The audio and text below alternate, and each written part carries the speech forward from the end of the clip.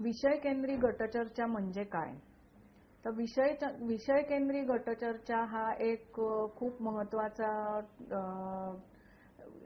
विषय केंद्री गटचर्चा ही एक खूप महत्त्वाची माहिती गोळा करण्याची पद्धत आहे आणि हे एखाद्या विषयावरील नियोजनबद्ध चर्चासत्र असतं.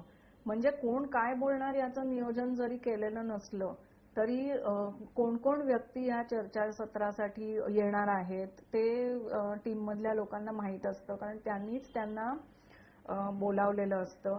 ज्या व्यक्ती आपले अनुभव शेअर करू शकतील, ज्या व्यक्ती आपली मतं मांडू शकतील आणि ज्या व्यक्ती समूहाला रिप्रेझेंट करतात, अशा व्यक्तींना ह्या चर्चासत्रासाठी बोलावलं जातं. आता एका गटामध्ये कमीत कमी 6 ते 8 किंवा जास्तीत जास्त 12 ते 15 व्यक्ती असतात आणि चर्चेचा विषय सर्वांना आधी सांगितलेला असतो.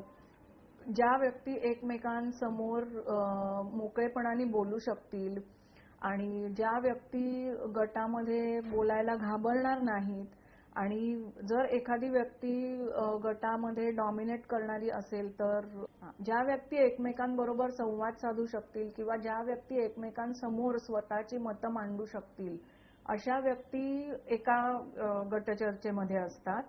आणि या गटचर्चेमध्ये टीममधला एक सदस्य फक्त चर्चा लिहून घेण्यासाठी राखून ठेवायला लागतो. कारण ज्या वेळेला कोणतीही व्यक्ती आपले अनुभव मांडते किंवा कोणतीही व्यक्ती आपलं मतप्रदर्शन करते तेव्हा त्याच्यातला किंवा एखाद्या समस्येवर उपाय सुचवते तेव्हा त्याच्यातला एकही मुद्दा राहून जाता कामा नये. त्यामुळे ह्या पूर्ण गटचर्चेची नोंद करणं अतिशय महत्त्वाचं आहे आणि गटचर्चेसाठी सर्वांना सोयीची अशी जागा असावी.